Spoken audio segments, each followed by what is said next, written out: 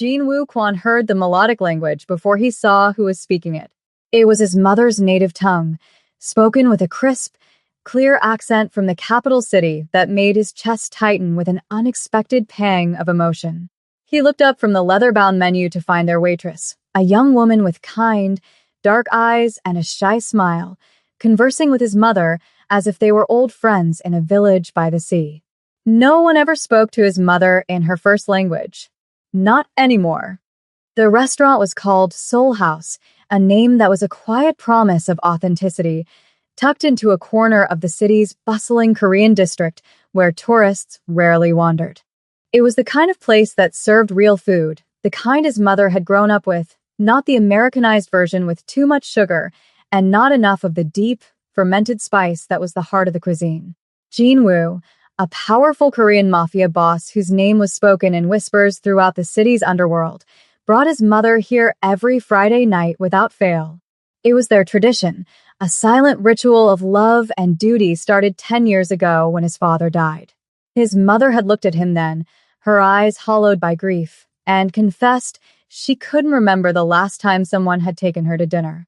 Dressed in his signature, impeccably tailored black mafia suit and a pristine white collared shirt that was a stark contrast to the darkness of his profession, Jin-Woo had vowed she would never feel that forgotten again. Tonight, Mrs. Kwon sat across from him, a portrait of quiet dignity in a simple, elegant dress inspired by traditional designs, her silver hair twisted into the same graceful bun she had worn since he was a child. She possessed a timeless beauty, all sharp, aristocratic cheekbones and expressive hands that danced in the air as she thought. Her eyes, dark and knowing, held entire conversations without a single word. She was studying the menu, a familiar pantomime given that she always ordered the same thing, a fiery, bubbling stew made with fermented cabbage, a taste of a home she hadn't seen in decades.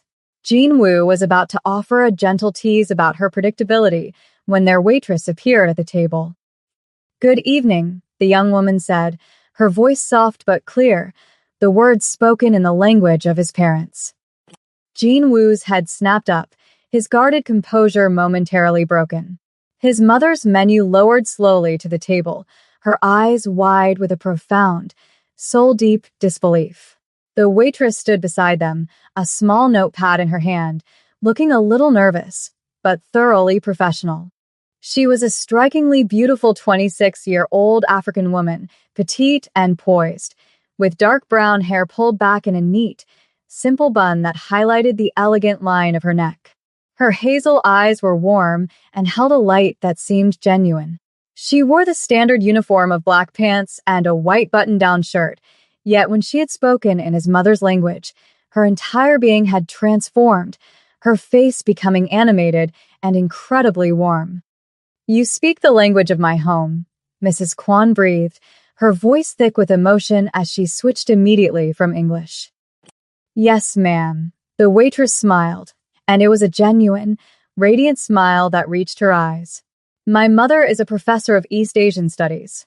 I grew up speaking it at home. It was our special language." A professor, Mrs. Kwon's hands, usually so composed, flew to her chest. "How wonderful. My family is from the capital. The city is so beautiful." "The most beautiful," the waitress agreed, her voice full of a longing that mirrored his mother's. "I dream of working there someday. I'm studying to be a chef, and there's an entire universe to learn from traditional Korean cuisine." Jin-Woo, a man accustomed to observing every detail, every shift in power in a room, watched this exchange with a feeling he couldn't quite name.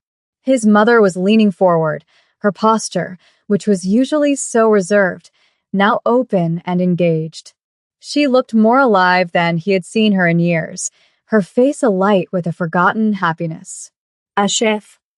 Mrs. Kwon clapped her hands together, a sound of pure delight. "This is a wonderful dream. What dishes do you study?" "Everything I can, but I love the traditional food the most." The waitress's enthusiasm was a palpable energy. "The regional dishes, the recipes that have been passed down through families for generations. That's the history I want to preserve and share." Abby. Mrs. Kwan was beaming, her smile erasing years of quiet sorrow from her face.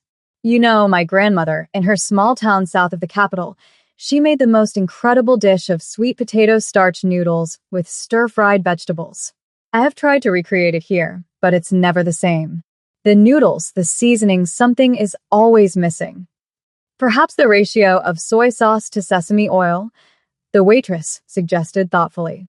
Or maybe the specific way the vegetables are blanched to keep their crispness. The traditional style from that southern region is very precise about the balance of sweet and savory. Mrs. Kwan stared at her, her mouth slightly agape. Yes, that's exactly it. That is the secret. How could you possibly know? I wrote a research paper on the regional variations of that specific noodle dish for my culinary program, the waitress admitted, a faint blush coloring her cheeks. I might have gotten a little obsessed with getting the details just right. Jean Wu's mother laughed, a real, uninhibited laugh that filled the small space around their table. The sound struck something deep within his chest, a complicated chord of love and guilt. When was the last time he'd heard that sound? He could not remember. It wasn't the polite, restrained chuckle she offered at his own feeble attempts at humor, but real, bubbling laughter, born from a moment of pure, unexpected joy. What is your name, child? Mrs. Kwan asked, her voice gentle. My name is Amara. Amara Jones. Amara. Mrs. Kwan repeated the name, tasting it, finding it beautiful. A lovely name for a lovely girl. I am Minjun, and this is my son, Jinwoo. The waitress, Amara, finally turned her full attention to him, and Jinwoo, the feared Korean Mafia boss, saw the exact moment recognition dawned. Her warm eyes widened slightly, a flicker of fear passing through them like a shadow, an expression he was all too familiar with. She quickly suppressed it, her professional courtesy snapping back into place like a shield. Everyone in this part of the city knew the Kwan name. Everyone knew what it signified: power, danger, a world that operated by its own rules. Mr. Kwan, she said carefully, her perfect, fluid Korean disappearing into a more formal, accented English. It's Jinwoo, he corrected, his voice softer than he intended. He was used to this reaction, the instant wall of fear and deference. But seeing it from her, after witnessing the genuine connection she'd made with his mother, bothered him more than it ever had before. And thank you for making my mother smile. That doesn't happen nearly often enough. Something in Amara's guarded expression softened. The professional mask wavered. Your mother is lovely. It is truly my pleasure to speak with her. Have you worked here for a long time? Mrs. Kwan asked, seamlessly switching back to her native tongue, eager to keep the connection alive. For months now, Amara replied in the same language, her relief at returning to the familiar cadence evident. I work nights and weekends while I'm in school.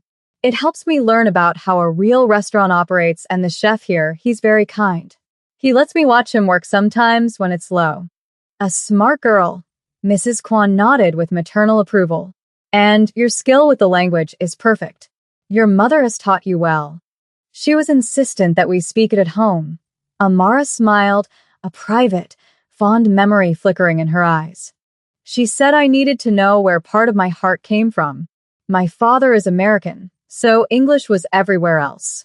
But at home, with my mother, it was always the language of her heart. Jean Wu silently filed away every detail.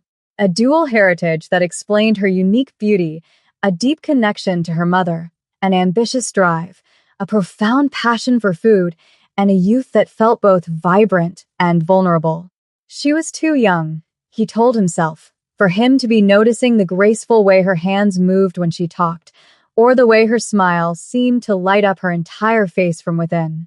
We should order, he said, his voice more abrupt than he intended, a gruff attempt to regain his emotional equilibrium. Mrs. Kwan ordered her usual stew, but not before engaging Amara in a detailed discussion about 3 other dishes on the menu, listening to her enthusiastic recommendations with rapt attention. Jinwoo ordered without really paying attention, his mind elsewhere, replaying the scene that had just unfolded.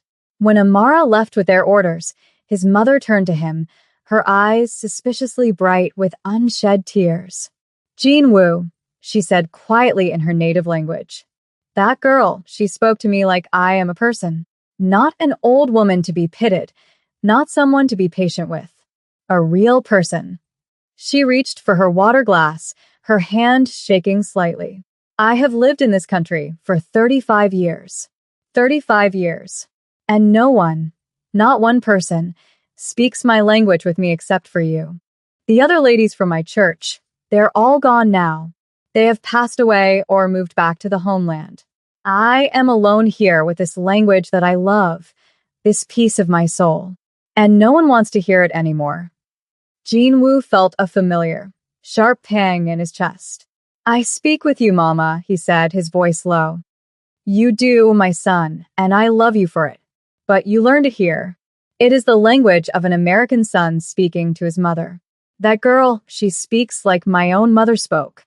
Her words sound like home." She wiped at her eyes quickly, embarrassed by her display of emotion. "It is a small thing, I know, but to me it is not small at all. Tonight that girl gave me a gift. For just a few minutes, she made me feel like I was home again." Jinwoo looked across the restaurant to where Amara was speaking with the elderly chef through the pass-through window to the kitchen. Her face was animated, her gestures expressive and focused as she discussed something with him. The typically stern chef was nodding, a small, rare smile on his face. "She's special," he heard himself say, the words escaping before he could stop them. Yes, his mother's eyes were knowing as they met his. Very special. When Amara returned, she carried a small, complimentary plate that hadn't been on their menu. "Chef made some extra seaweed rice rolls," she explained, placing them on the table.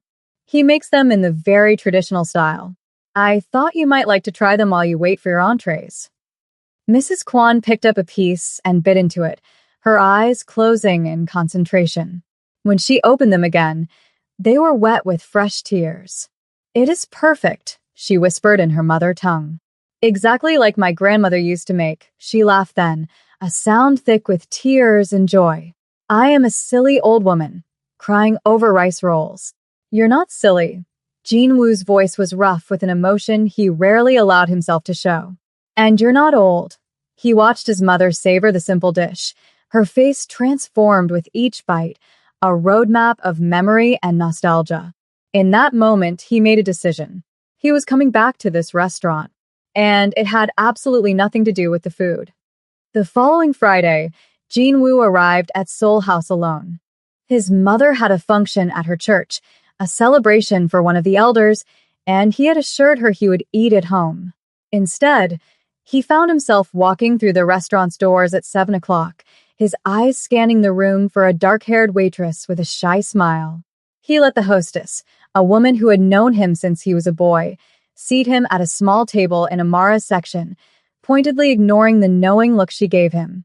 A powerful man like him, the undisputed Korean Mafia boss of the city's east side, showing up alone on a Friday night was a statement, whether he intended it to be or not.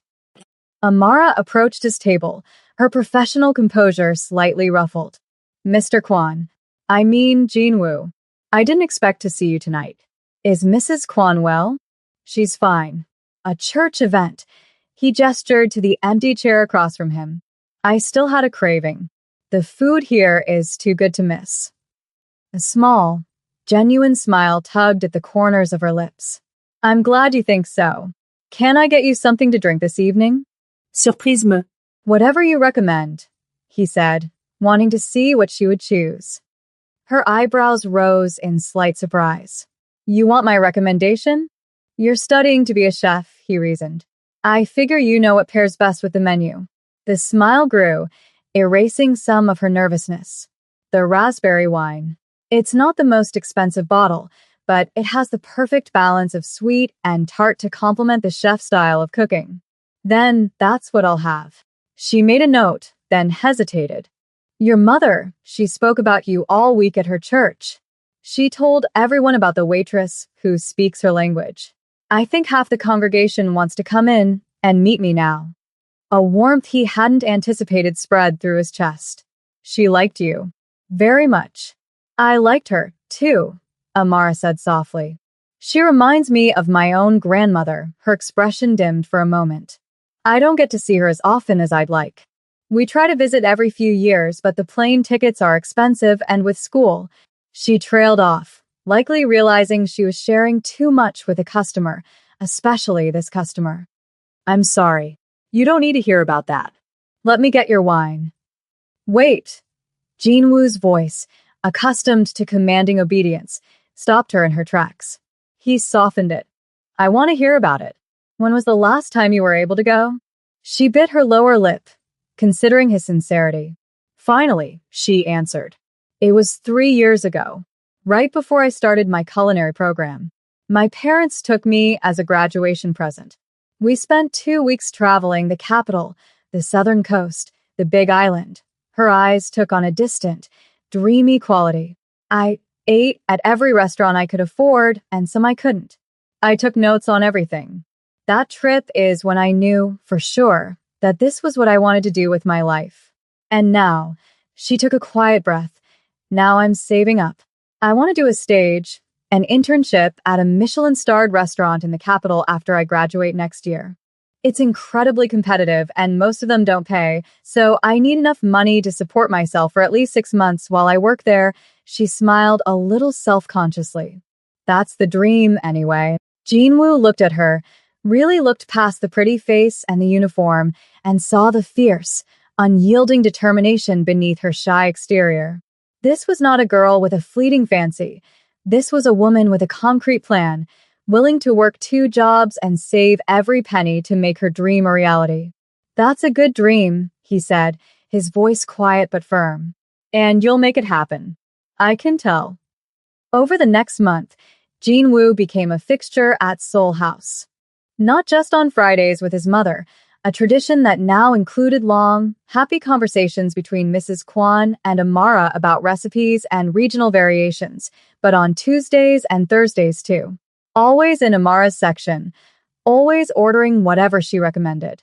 He learned that she was 26, 7 years younger than him, a gap that should have mattered more than it did. He learned she had never had a serious boyfriend, being too focused on her education and career.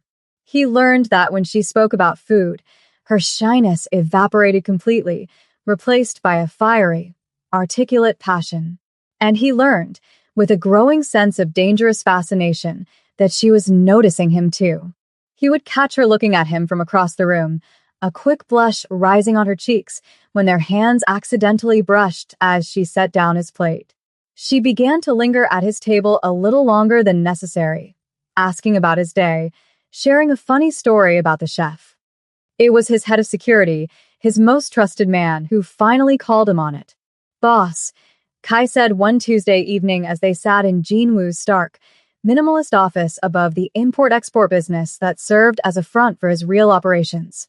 We need to talk about the girl. Jinwoo didn't pretend not to know who he meant. He continued to stare at the financial ledgers on his desk. What about her? You've been to that restaurant 9 times in the last month, Kai stated, his voice calm and factual. Always requesting her section. The tips you leave are bigger than most people's rent. People are noticing. The wrong people. Kai leaned forward. So, you're making yourself predictable, and you're making her visible. If anyone wanted to get to you, she would be an easy, vulnerable target. Jinwoo's jaw tightened, a muscle flexing in his cheek. He had thought about that, of course he had. He was a mafia boss. Calculating risk was second nature. But the idea of simply staying away from Amara felt impossible. It was a weakness he hadn't anticipated. No one is going to touch her, he said, his voice a low growl. Are you sure about that? Kai pressed, refusing to back down. Because word is spreading on the street that the Korean mafia boss Jinwoo Kwan has a type now. A pretty, innocent waitress who doesn't know what she's getting into. Kai's voice was careful but firm. I'm not saying you shouldn't see her. I'm saying you need to be smart about it. Either you make it official, bring her into your world properly with our protection, or you walk away now, before someone decides to use her to hurt you. Jin-woo stared at his second-in-command, hating that he was right. She doesn't know what I really do. She knows the name, the reputation, but she doesn't know the details. She's not stupid, boss. She's figured out enough. The question is, does she want to know more? Or is she going to run the second this gets real? That was the question, wasn't it? He had been careful to keep things light, the friendly, wealthy customer. But the truth was he wanted more. He wanted to take her to dinner somewhere that wasn't her place of work. He wanted to hear about her dreams without a notepad in her hand. He wanted to know if the undeniable spark he felt between them was real, or if he was a fool, imagining things that weren't there. I'll handle it, Jin-woo said finally, his voice dismissing Kai. The following Friday, he brought his mother to dinner as usual, but this time, he had a plan. When Amara came to take their order, her familiar warmth a welcome sight, Jin-woo said, "Actually, I have a question for you first." She looked at him, her pen poised. "My mother's birthday is next month. I want to throw her a dinner party at my house. Something special, truly authentic. I don't trust the local caterers to get it right." He paused, meeting her gaze. "Would you be willing to cook for us? I'll pay you, obviously. Whatever your professional rate is, plus all expenses." Amara's eyes went wide with surprise. You want me to cook for your mother's birthday party?" "If you're interested," he said, keeping his tone professional. "I know it's a lot to ask." "No, I'd love to." The enthusiasm burst out of her before she could contain it. She blushed. "I mean, yes, I would be honored." "How many people?" 10, maybe 12. "Just close family and friends," Jin-woo said. "It must be the traditional food of my hometown," Mrs. Kwan cut in before he could answer, her eyes shining. "The food of my childhood. The things I can't find here." Amara's face took on that focused, intense expression Jin-woo had come to recognize. Her chef brain was kicking in. "Of course. I'd need to do some deep research, and I would need to sit down with you, Mrs. Kwan, to talk about the specific dishes, get all the details about how your family made them. And I would definitely want to do a full test run of the menu to make sure I can execute everything perfectly before the actual event." "Whatever you need," Jin-woo said, feeling a sense of victory. "Name your price." After she left the table, his mother turned to him with a knowing smile that was both loving and exasperating. "You like her?" "Don't start, Mama. I see how you look at her," she said softly, ignoring his protest. "Just like your father used to look at me. He saw me at a market in his hometown and told his friend, 'That is the woman I'm going to marry.' His friend laughed at him, said he was crazy.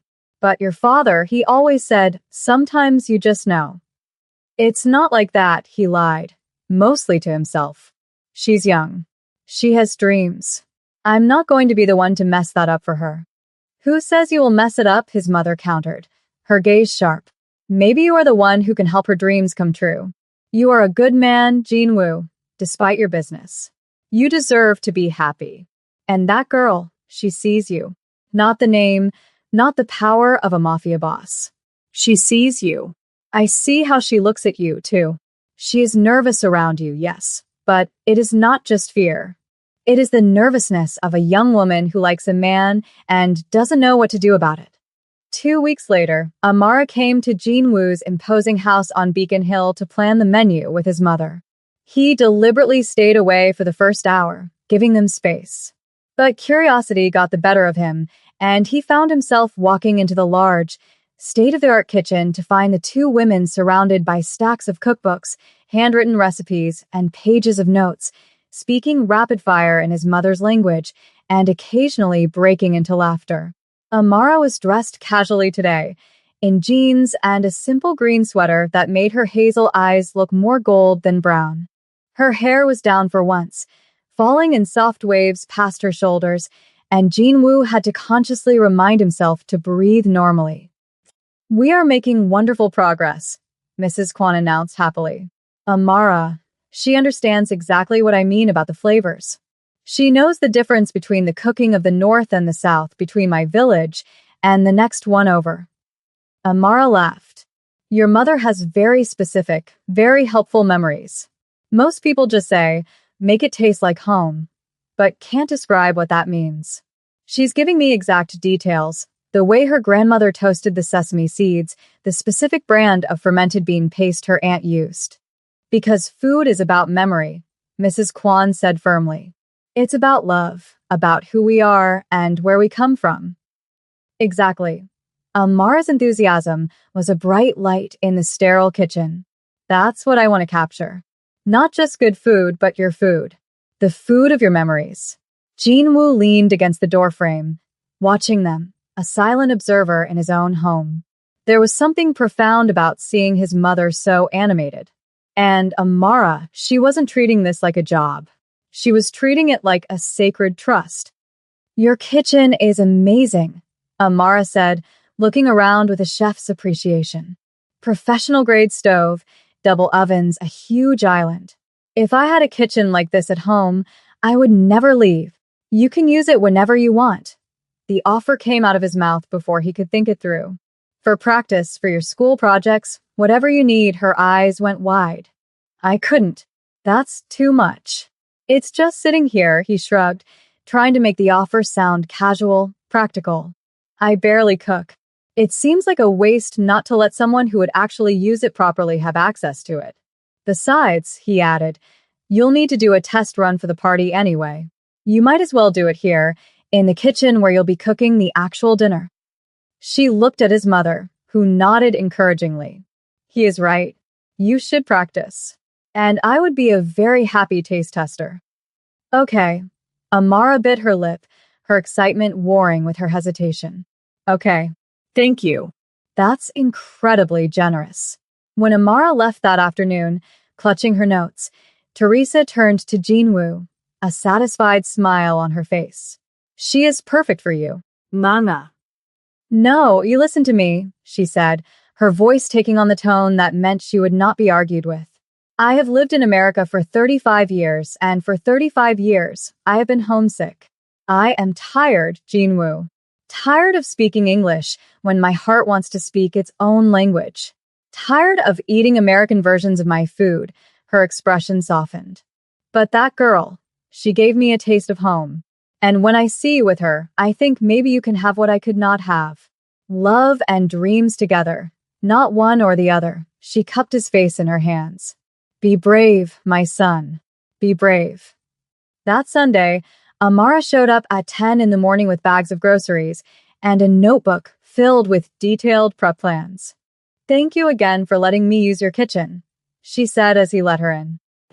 Just cook, he said, helping her carry the bags. My mother will be here at 2 to taste everything. He intended to leave her to it, but he found himself mesmerized. He grabbed a cup of coffee and settled at the kitchen island to observe. Gone was the shy waitress. This was a chef in her element, confident, focused, completely in control. She moved through his kitchen as if she owned it, her movements efficient and practiced. She muttered to herself in his mother's language, running commentary on temperatures and textures. You do that a lot, he observed after a while. Switch languages when you're focused. She looked up, seeming to realize she'd been speaking out loud.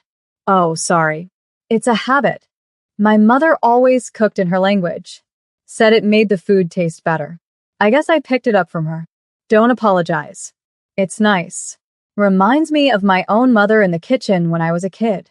The hours passed in a comfortable quiet, punctuated by the sounds and smells of her cooking. At some point, she started asking him to taste things, a spoonful of sauce, a piece of perfectly fried vegetable pancake. Each time, she would watch his face anxiously for his verdict.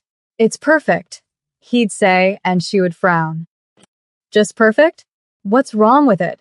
Too much salt? Not enough garlic. It's perfect, he clarified. I'm just not qualified enough to give you the detailed feedback you're looking for. When Mrs. Kwan arrived, the kitchen smelled like heaven. Amara had 3 dishes plated beautifully. Mrs. Kwan took her first bite of the noodle dish she had spoken of, and her eyes filled with tears. It is exactly right, she whispered. Exactly like my grandmother made. How did you do this? How did you capture something I have not tasted in 40 years? You described it so perfectly. Amara's own eyes were bright. I just wanted to honor your memories. After his mother left, practically floating on a cloud of nostalgic joy, Jinwoo helped Amara clean up. The large kitchen felt smaller now, more intimate, with just the two of them working side by side. "Your mother is a wonderful woman," Amara said as she wiped down the counters. "I know. She's been through a lot," he dried a pot, choosing his words carefully. "She came here for my father. She was only 19, and he convinced her to marry him and move to America. I don't think she ever realized how permanent it would be. That must have been incredibly hard. To leave your entire life behind at 19-inch. It was," he said, setting down the pot. "You give her a piece of that back. You have no idea what that means to her. Or to me." Amara turned to face him, her eyes soft and understanding. They stood there, looking at each other across the kitchen island, and Jinwoo felt the pull between them like a physical force. He wanted to close the distance to see if she'd pull away or lean in. But he was who he was, a mafia boss whose life was steeped in danger, and she was young, with a future full of bright dreams. "I should go," she said finally, breaking the spell. "I have an early shift tomorrow. Let me drive you home," he insisted. In the car, after he pulled up in front of her modest apartment building, she turned to him. "Thank you," she said, "for today, for letting me use your kitchen, for believing in me when you barely even know me." "I know enough," he said, his voice low as he looked at her. "You're special, Amara. Don't ever let anyone tell you that you're not." His mother's birthday party was a triumph. The 12 guests were transported to another time and place by Amara's food. His mother cried 3 separate times, tears of pure happiness. After the guests had left and his mother had gone home, he found Amara in his kitchen, diligently finishing the cleanup. "That was incredible, Amara," he said, picking up a dish towel to help. "You made her so happy." "She made me happy, too," she replied, a tired but satisfied smile on her face. "Seeing her face when she tasted the food, that's everything I want my cooking to do." "You're going to change the world," he heard himself say, "one meal at a time."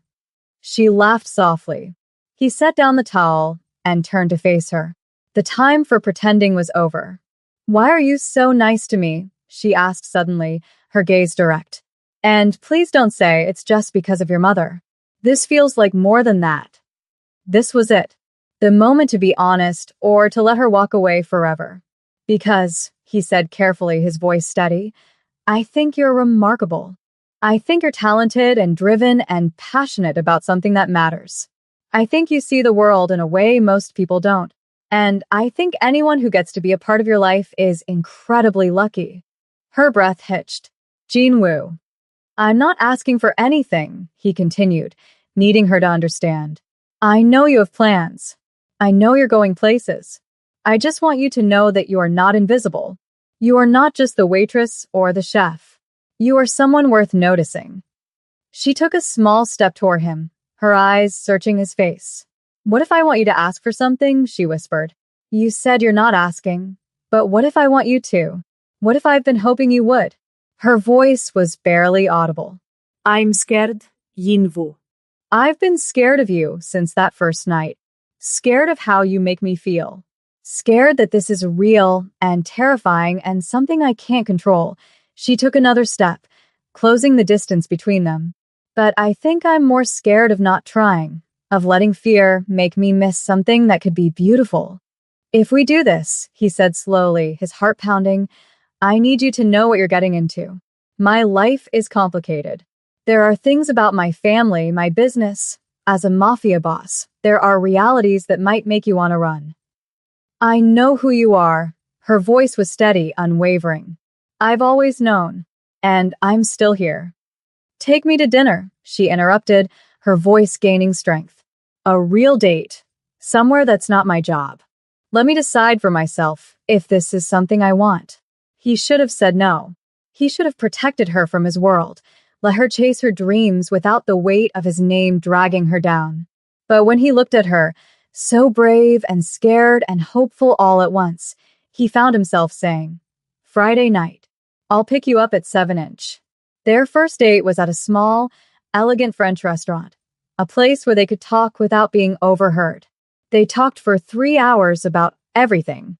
And over dessert, she asked the question he'd been dreading. Your business. The family business. How bad is it? So he told her. Not everything. There were things he would never tell anyone, but enough. The illegal gambling operations, the protection rackets that funded their legitimate businesses, the violence that was sometimes an unavoidable part of his territory, the strict code his family lived by.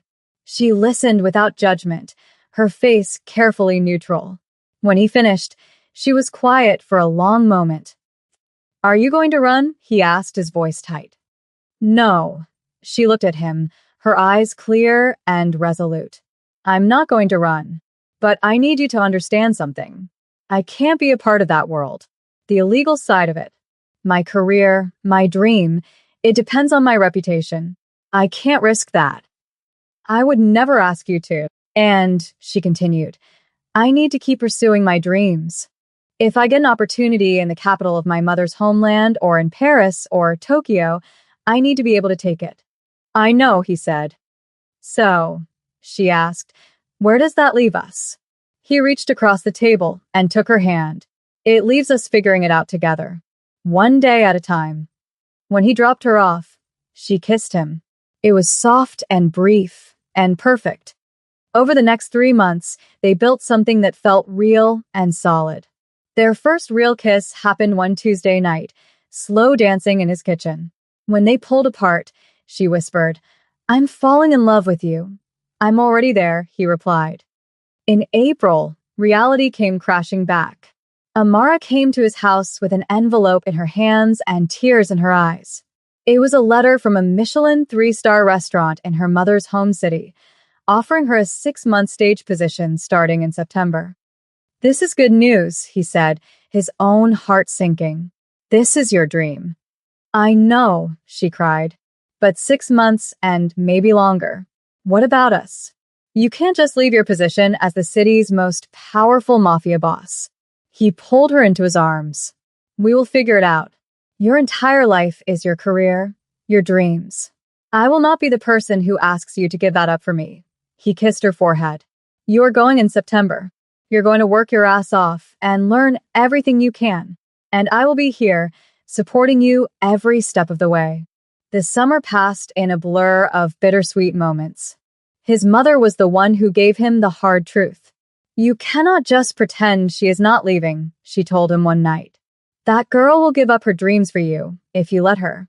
And one day, she will resent you for it. You need to be brave. Give her a reason to come back to, or give her permission to fly free. This in-between will break both of you.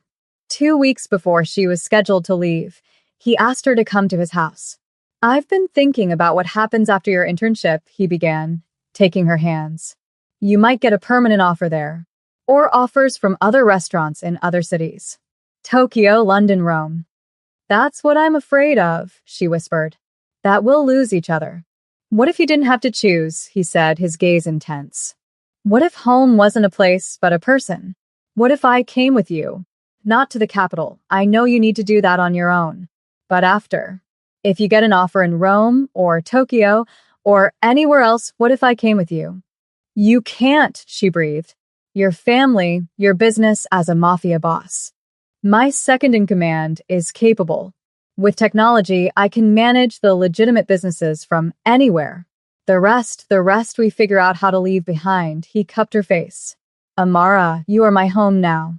My future. Where you go, I want to go. But your mother. He smiled. I talked to her. She said it was time for her to go home, too. She's been wanting to for years, but didn't want to leave me. If I'm leaving, she's free to go back to her village. She launched herself into his arms, sobbing with relief and love. So here's the plan, he said, holding her tight. You go. You be amazing. I'll visit. And when your 6 months are up, we reassess. If you get an offer elsewhere, we go there. Together. The 6 months were the hardest of his life. He visited twice, his heart swelling with pride as he watched her command respect in a world-class kitchen. She was thriving. Near the end of her internship, She called him. The chef offered me a permanent position, she said. He held his breath. I haven't said yes yet, because I've been thinking. I want to go to Italy. I want to learn from the Italian masters. And I want to do it with you by my side. And that's exactly what they did. In March, Jinwoo and Amara moved to Rome. He had spent the previous months carefully legitimizing his assets and delegating his Boston operations, preparing for a new life. His mother had already moved to her childhood village, happier than he had ever seen her. Amara secured a position at a 2-Michelin-star restaurant in Rome, and Jinwoo rented them a beautiful apartment with a view that made her cry when she first saw it. 1 year later, on a Sunday afternoon in his mother's garden in her home village, Jinwoo got down on one knee. Amara Jones, he said, his voice thick with emotion. You changed my life. You taught me that love means supporting someone's dreams, even when it means changing your own. Will you marry me? Through tears of joy, she said yes. They married 6 months later. 3 years after that, Amara was offered the position of executive chef at a new, intimate restaurant in the city. She accepted, and their restaurant, named Nona's in honor of where their story began, became one of the most celebrated in Rome. 5 years after that first Friday night, they sat in his mother's garden, watching the sunset over the sea. Do you ever regret it? She asked, her head on his shoulder. Leaving it all behind? Your old life. Not for a second. He kissed the top of her head. It was the best decision I ever made, even though I dragged you halfway across the world. Especially because you did, he said, pulling her closer. I was stagnant, Amara. Stuck. You gave me permission to want something different. She tilted her face up to kiss him. I love you. Always and forever, he replied. From inside the house, their mothers called that dinner was ready. They stood, hand in hand, and walked toward the light and warmth and love waiting for them. This was home. Not a place on a map, but here, in this moment, with these people, building a life that honored both tradition and dreams. This was everything.